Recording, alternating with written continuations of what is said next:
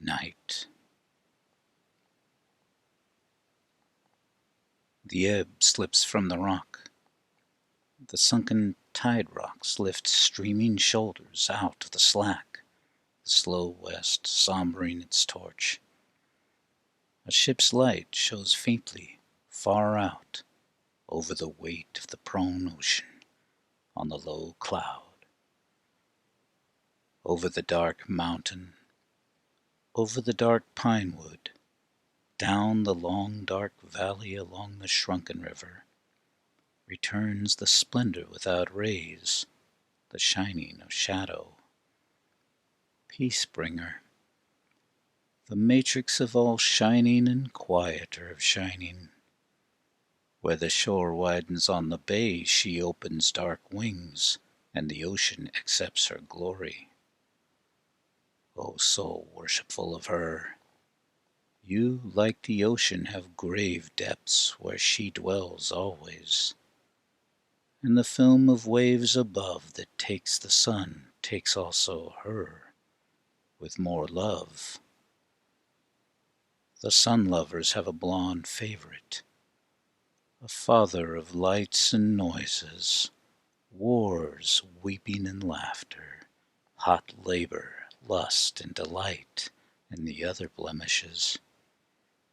Quietness flows from her deeper fountain, and he will die, and she is immortal. Far off from here the slender flocks of the mountain forest move among stems like towers of the old redwoods to the stream. No twig crackling, dip shy wild muzzles into the mountain water, among the dark ferns. O passionately at peace, you being secure will pardon the blasphemies of glowworms, the lamp in my tower, the fretfulness of cities, the cressets of the planets, the pride of the stars.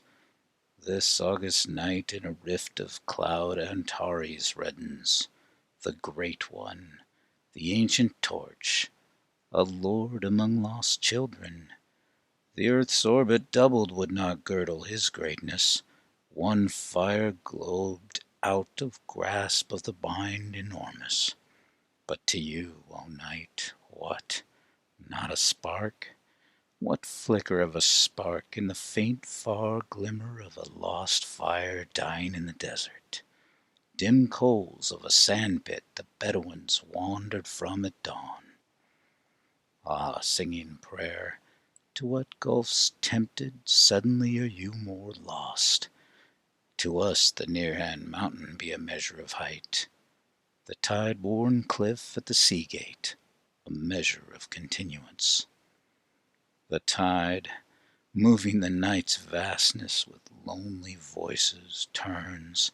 The deep, dark, shining Pacific leans on the land, feeling his cold strength to the outmost margins.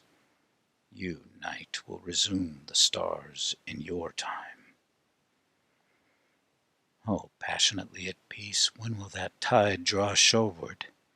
Truly the spouting fountains of light, Antares, Arcturus, tire of their flow. They sing one song, but they think silence.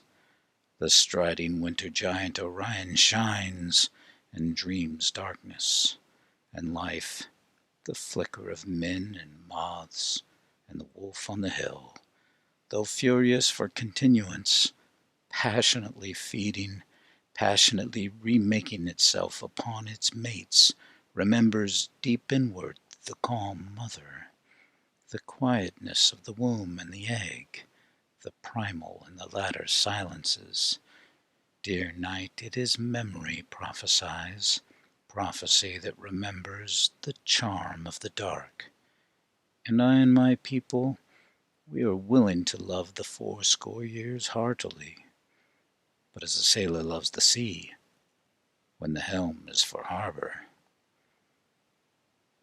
Have men's minds changed, or the rock hidden in the deep of the waters of the soul broken the surface? A few centuries gone by, Was none dared not to people the darkness beyond the stars with harps and habitations. But now, dear is the truth, life has grown sweeter and lonelier, and death is no evil.